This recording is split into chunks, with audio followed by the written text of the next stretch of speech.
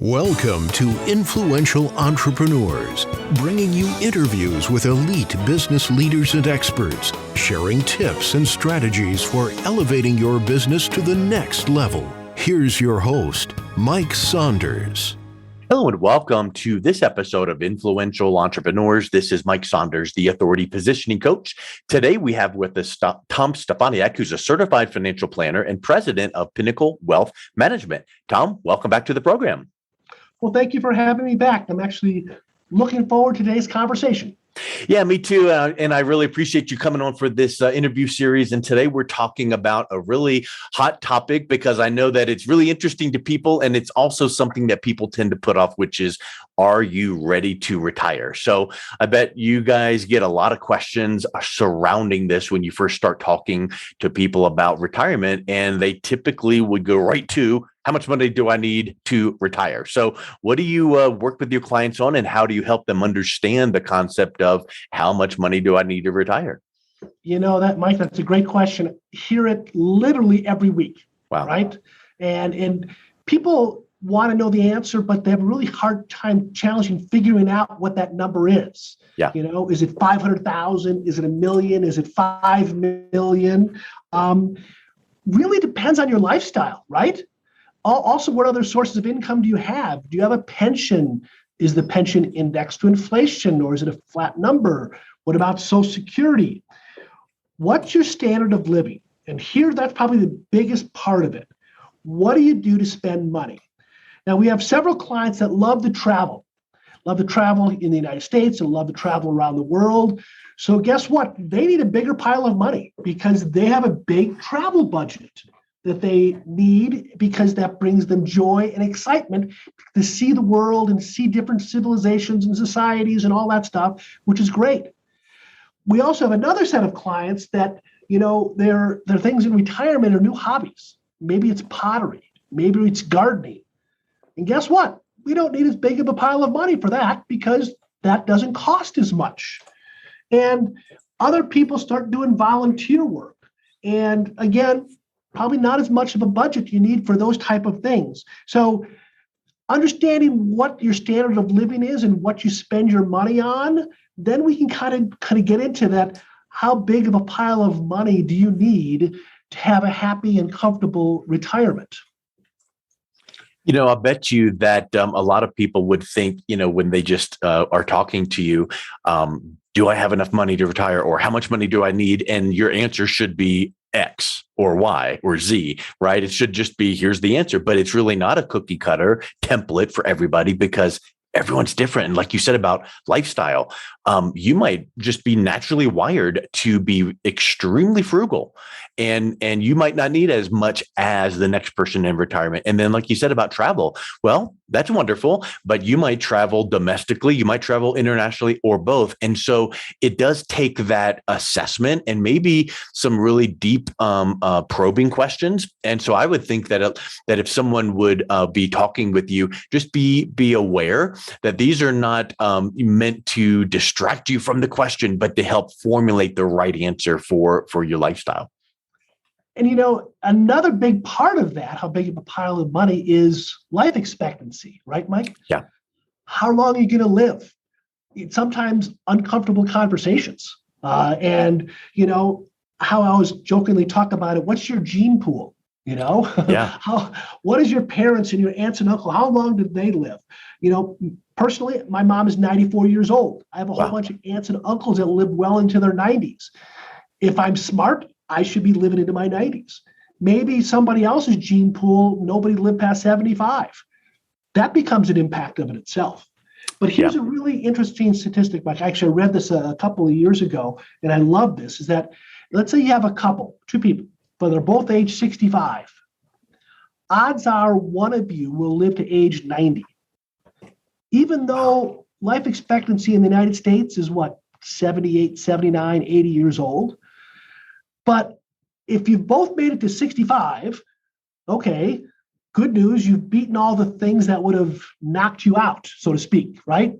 Infant mortality, being a stupid teenager, being a stupid 20-year-old. So you've made it that far. So have you planned for the couple that someone's going to live into their 90s, will that portfolio last that long? Yeah. Good conversation, challenging conversation to have at times about life expectancy, right? So obviously that's a big, broad question, life expectancy, because no one knows and you're not a doctor and all that, but you have to be formulating around that. So let's say that you settle in on a age, like you just mentioned there. How much of a cushion and buffer would you recommend? So let's just pick the number of, 84, whatever the number might be. You don't necessarily want their money to last at 83 years and 12 months or 11 months and 28 days. So how much of a cushion do you make sure that they have even past that estimate? That's the great question. We always put a buffer on that. I probably put 5 or 10 years on it. Yeah. Because if you start getting into close to that 84 number that you just said, and you're 80, 82, and the number of your portfolio starts going down and down and down, people get nervous. Yeah. The anxiety rises and all of that. And they shouldn't be having that anxiety. So let's put a buffer in there for quite a few more years after that, on the hope that you're still around and doing well and enjoying life, and you want to enjoy life, correct? And so you got to put a buffer in there to make sure that anxiety and fear doesn't creep into your life, and then you spend your last years worrying about every last penny and dime, which is not how you want to spend those years. Agreed. And not even to get into the medical side of things, but I would suspect that if a medical doctor was hearing that last statement, they would say, if you have elevated levels of fear and anxiety and stress, that then could have an impact on then life expectancy. So if you've planned right, and money, which is a huge stressor, if money is not as much of a factor in your mind of worry, then maybe that guesstimate of life expectancy is going to, maybe you can supersede that. So I think that that's a big point, is when you are making that plan, that retirement plan, and your advisor and yourself are really working hard on that. If it's done the right way, when it's done the right way, that has a big factor in relieving some of that worry and anxiety, right? Have you seen that with clients? Oh, absolutely. I think relieving some of that emotional stress so that you can concentrate on the things that bring you joy just enhances those retirement years, doesn't it? Having someone there in your corner, a financial advisor, to help you walk through those things so that you can spend the time doing what you want to do. And what that might be travel, like I said, might be spending time with the grandkids, might be doing other things that bring you joy and not the stress of the finances stuff. So we kind of help with that with our clients. We take on that stress. That's the thing that actually, here's a really weird thing to say. That's what brings me joy, right? Yeah. Worried about the numbers and the finance and the math and all that stuff. That's what brings me excitement. So fortunately, there's a good connection there, good symmetry there. Yeah, let me take the stress of your finances off of your shoulders so you don't need to worry with it, because it really is a different kind of stress for you, quote unquote stress, because it's really not your personal stress. But when you can give them that clear path forward and relieve the stress, of course, that would make you feel, rewarded and fulfilling your purpose. I love that approach. So anything else on covering how to make sure that you have enough money to retire? Anything else that you can think of? I think one of the big things is risks that people take a look at in retirement, and there's some big risks that people overlook. And I'm going to use one word that people really fail to take a look at. A big risk. That word is inflation. Ooh. Inflation, and that's been a big topic in the media now, right? Inflation's back. And inflation's coming around, and we haven't seen inflation for a while. And let me tell you, inflation's always been here. Yeah. It's always been part of our society itself. And I'm going to tell you a story here, and I love this story. It's 1984. In college, I ran with the track team. I ran a lot of track meets, and I got to know the starter, the guy that starts the races. His name was Dick Huxtable. Back in 1984, I was a senior in college, and I got to know him really well. And he said, "Hey, Tom, I just bought a brand new Toyota for $19,000. And I'm some little punk kid. I'm like, "Yeah, Toyota for $19,000. Yeah. So what's the story there?" He goes, "No, Tom, you don't understand. I bought my very first house for $19,000. Yeah. And a couple years later, I bought my very first house in Milwaukee, Wisconsin for $54,000. And for whatever reason, I walked out of closing and that story of Dick Huxtable pops into my brain.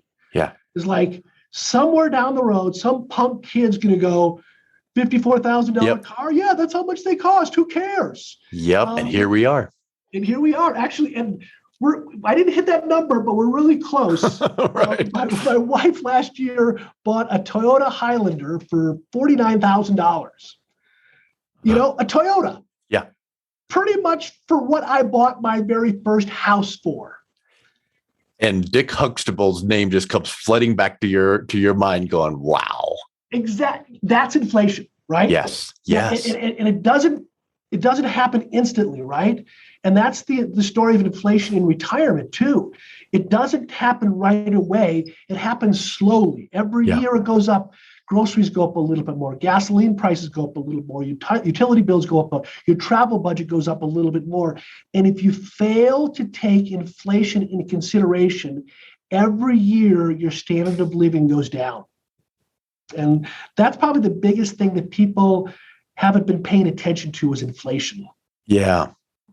You know, that's an excellent example. I remember back, we were going through our garage and I was looking through some books and it was my senior year in high school book, whatever you called it, where it was like, oh, here's some pictures and what was the, popular movie of the day and how much did bread cost and all these ones. And you're just looking back at, what movies costed and you're scratching your head going, wow, that's amazing how much money has changed. And since that's the case, it will continue. And if you are looking ahead to retirement at whatever age you are right now, and at whatever age you're thinking to plan for, things will change. And it's not necessarily what your portfolio balances are. Inflation is that thing that, guess what? You can't control that. And you can't control taxes and you can't control rates of return. You can control today what you're contributing to put into a safe retirement plan. That's wonderful. That's your control. So what do you talk to your clients about on the aspect of only worrying about what you control? Because let's talk about inflation. Let's talk about how taxes will impact you. And let's talk about the rates of return. But that becomes a big risk in the retirement plan, right? Exactly. And people say, I want to be conservative. I want to be conservative. I want to be conservative, which I can appreciate. We have a lot of clients that are conservative. But if we get too conservative, we lose to inflation, right? We don't have any upside to the portfolio. And then we lock in a very low rate of return and inflation comes along like we're seeing right now, and your standard of living goes down. And that hurts you. And we talked a minute ago about anxiety and all of a sudden, okay, I don't have as much money as I used to be able to buy groceries and gasoline and utility bills and travel. And now I can't travel as much as I wanted to. And then that brings that fear and anxiety back into the picture again. So you have to take a little bit of risk in the portfolio. And we have some strategies to help kind of moderate some of that risk. That's what we do for a living on a regular basis. But let us take that off the table for you so that you can enjoy your retirement years. Yes, I love it. And that makes so much sense because when you can then have that trust with your financial advisor and working with creating that plan together and not just walking in going, Johnson Smith. Okay. Yep. Here's your plan. Have a nice day. No. You are working with them. You are understanding what they need and putting that specific plan together for them. So I think that is such a huge piece because again, we've kept saying you're able to take that, pressure, stress, worry, anxiety. So that's a big service that you're providing to your clients. What are you finding when people come in, maybe some misconceptions that they have about creating a plan or some of the mistakes that people have made that you're then working with them to help correct? Wow. A bunch of things are popping in my head. It came up 3, 4, 5 things. Hold on. So I'll do a couple off the top of my head here. Okay. Right? So the number one thing when they retire, everybody has a honey-do list, right? Yeah. I want to do this one thing. I got this project I'm going to do in the garage, or I'm going to redo the garden. I'm going to redo this bedroom. Don't worry. I'll have more than enough time to take care of all of those projects. I'll be busy in retirement. because you're replacing that job or career that was 40, 50 plus hours a week with these projects. And guess what? Everybody gets to those projects.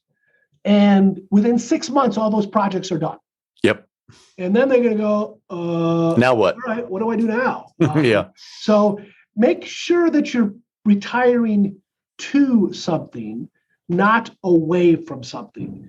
Having a game plan set up so that you have a strategy in place so that you can kind of move forward. The second big thing that pops into my brain, and this is a bias that I have, right? We all have our biases, right? Mm-hmm. I truly believe you should have your mortgage paid off by the time you retire. Agreed. This is something I believed in for a long time. I work on with all of our clients, have the mortgage paid off. And it wasn't always this way. I've been doing this for 30 plus years. And I think what changed my mind was back in the recession of 2008, 2009. All of my clients that did not have a mortgage payment survived that recession emotionally better than the ones that had a mortgage payment, because they didn't have to come up with $1,500 or $2,000 a month every month. Yeah. That changed me. That changed the way I talk to our clients. So now we work hard at having a mortgage paid off by the time we retire because of this one simple question. What would life look like without a mortgage payment? Gets pretty simple, doesn't it? You know? Yep. It's fun money then. That's huge. Because for most people, that's the biggest expense, budget item expense. Right. And if we can eliminate that out of your budget, now stress is gone. You get to have fun. And that fun, like I talked about before, might be travel, might be volunteering, might be gardening, whatever activity that brings you joy. Then you don't have to worry about making this big payment every single month. Get the mortgage paid off by the time you retire. I'm passionate about that. I couldn't agree more. And it makes me think, too, of what we said just a second ago about inflation, things you cannot control. So let's say that you put together a plan or someone comes in with a plan and they say, yeah, I've got this mortgage, but look at all of these things, monetary and returns. And so I've got more than enough to cover that on a monthly basis. And on paper, that might be the case. But at some point, maybe inflation or taxes or something happens that is beyond your control that now constricts that monthly cushion to be able to make that mortgage payment. And now all of a sudden, what you just described comes flooding in, which is that worry, doubt, anxiety. So maybe if they follow your plan and that mortgage is paid off and then inflation, taxes, whatever comes up, now it just kind of cuts in a little bit to your fund money and you can go, oh, well, I can still have fun. Just maybe I got to put this project off or this trip off. So that's such a huge, really the word coming to my mind is gift. It's just a gift to people because I think that there's misconceptions out there about, mortgage or, oh, you can, carry one because, and if you look at those reasons, but then couple them with what you just brought up, boy, what a huge relief off of someone's mind. Exactly. But, we talked about the mortgage being your biggest known expense. Yeah. The biggest unknown expense is medical expenses. Right? Yes. Yeah, sure. And people retire and go, hey, don't worry, I'm on Medicare. So I'll buy Medicare for $140, $150 a month, buy a supplemental policy. And for some people, that's a big expense because their employer covered their health care. Well, maybe not. But the big wild card that's really, really hard to quantify is when those major, major medical expenses happen. When you can no longer live in your house. Yep. Had that conversation with quite a few people. Are you safe in your house? Do you feel comfortable in your house? Maybe we have to talk about an assisted living place, or maybe it's a full nursing home. And when you start talking about those kind of expenses, now we're talking not a zero mortgage. Now we're talking $3,000 to $5,000 to $10,000 a month of expenses. Yeah. And obviously, if you're a single person, that's one thing. If you're a couple, that's even sometimes more devastating because the sick spouse might eat up all of the portfolio itself. So That's why putting a buffer into your portfolio, either through some type of insurance policies or a big enough pile of cash that you can manage that part of it. And when do these medical expenses come? No one knows. Yeah. Great question. When do they come? When they come. Yeah. And when you don't expect it, that's when it comes. Yep. And you can, just as many people could go, oh, well, that just won't happen to me. Well, we don't know. And so I think that, I guess it's kind of like, well, what if you're right and it won't happen to you, but you took my advice and you followed my plan. You did this and this and this. Well, then now you're way better off. Yep. But if you didn't follow the advice and something happens now, here comes that stress and anxiety. So, I think the upside is so much, more prominent. So what other mistakes do you find that people are making that you're helping them work through? And we've talked about a lot of numbers and finance kind of things. The last thing I'm going to talk about is emotional. Oh, yeah. And when you make that transition into retirement, how do you reinvent yourself? Right? I think, right or wrong, here in the United States, we get defined by our job titles. I'm a doctor, I'm a lawyer, I'm a teacher, I'm an engineer. And you have a certain amount of status with those titles.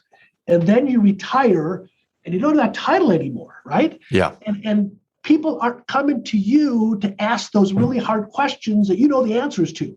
Yes. They're not asking you those questions anymore, and you kind of lose some of your identity there.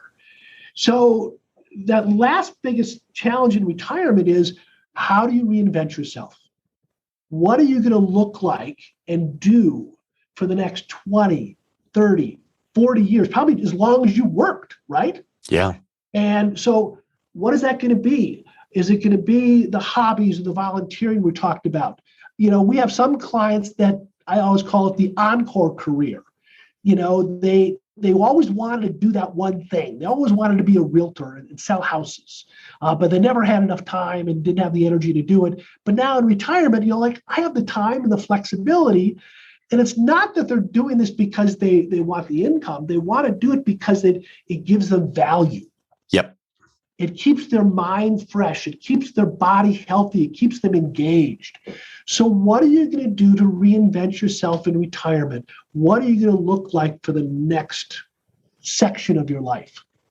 That's a really, really big point. And that has, the emotional side of things doesn't have monetary aspects like you need to put money in this type of a plan, but it's a big impact because what you decide to do then impacts what money you need or what money you need to put away. It kind of reminds me, I had a call literally today where I was, this person I was talking to said, oh my word, you would not believe how busy today got. It's just out of control. And I said, and we were just kind of chatting about how, busy life gets. Well, when you said that, it makes me think, there are the people out there that go, oh, I'm just waiting for that day of retirement so that this feeling, goes away. But in another sense, you do feel like you're the go-to person. And when you are that busy, people need you and you're contributing and you're providing this value. And yes, it's overwhelming. And I don't like that aspect. But if that were to just stop immediately, like, today it's crazy, tomorrow done.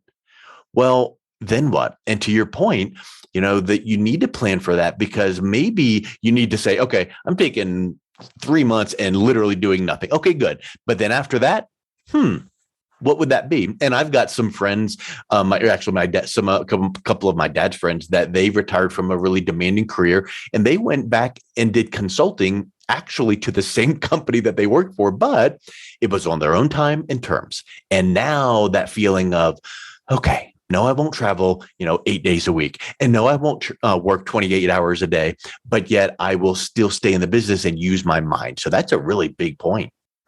It gets to the point where I call financial independence, right? Yeah. You've built up a pile of money large enough, and you go to work because you want to, not because you have to. Yeah. So to your point, for the consultant, it's like, I'll take that consulting job because it'll be interesting and it keeps me going. And the next one, you know what? I don't want to travel that far to do it for that long. I'm going to pass on that one. And they get to do that. They get to make that choice. And when they say no, they're not second guessing going, oh, but I still got to pay that mortgage. And I shouldn't have said no. They're saying no because it's like, oh, the grandkids are coming in town this week, so I'm just going to hang out. And, a month or two from now, yeah, I'll take that one. So, yeah, you're right. It gives you that flexibility, that freedom. And, I think that people think of the phrase financial independence as having hundreds of trillions of dollars in investment accounts. Doesn't necessarily have to be that. It could just be having the freedom and flexibility to do whatever you want with your time, knowing that you made wise decisions leading up to that point. Absolutely. And I love being able to do that for our clients. It's an amazing gift that I can give back to them to relieve that stress so that they can do what brings them joy. Well, Tom, I think that's just spectacular. And I think let's wrap up with, if someone is listening to this thinking, am I ready to retire? Is there some moves that I need to be planning for in the next period of time? What is the best way they can reach out and connect with you guys? Thanks a lot. Appreciate that. We actually do a retirement readiness consultation. We do this either over Zoom or in person, wherever you're comfortable with. You can find us at Pinnacle, PINNACLE.WM.com. And you can find us on the web. We do a retirement readiness consultation. How close are you to retirement? What do you need to be thinking about? And at least gives you a framework to say, hey, I'm sitting in a pretty good spot, or, oh my gosh, I didn't think about those other things about taxes and inflation and how Social Security starts and how my pension starts and all of those things. And at least having someone to be a sounding board for you, I think it adds some tremendous value. 100%. I agree. And Tom, thank you so much for coming on today. It was a pleasure talking with you again. Always a pleasure, Mike. Thank you very much for the time. You've been listening to Influential Entrepreneurs with Mike Saunders. To learn more about the resources mentioned on today's show or listen to past episodes, visit www.influentialentrepreneursradio.com.